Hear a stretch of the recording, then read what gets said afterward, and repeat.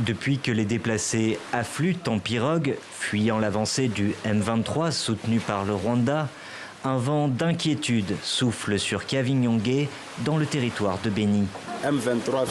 L'AFC M23 qui nous attaque s'est déjà emparé de plusieurs villages dans la région.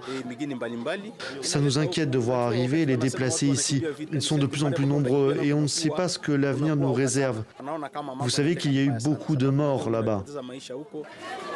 Ces craintes sont confirmées par les récits des nouveaux arrivants.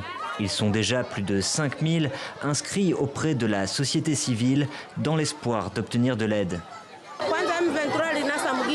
Le M23 s'est d'abord emparé de Kamandi, où il y a eu de violents combats et les gens ont pris la fuite. Ensuite, ils ont avancé vers Taliya et le nombre des déplacés augmentait chaque jour.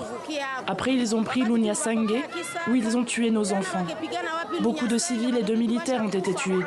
C'est pour ça que nous avons décidé de nous enfuir aussi.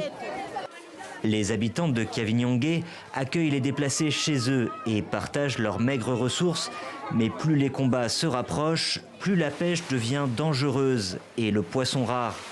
Les rebelles ne sont plus qu'à 50 km, soit 2 à 3 heures de pirogue seulement, selon la société civile.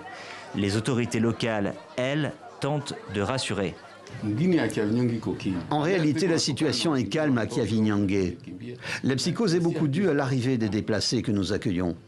Mais l'armée congolaise s'est déployée en nombre dans notre localité et elle progresse dans certains villages, même s'il n'y a pas de combat. À Musenda, Kisaka, jusqu'ici, c'est notre armée qui contrôle la situation.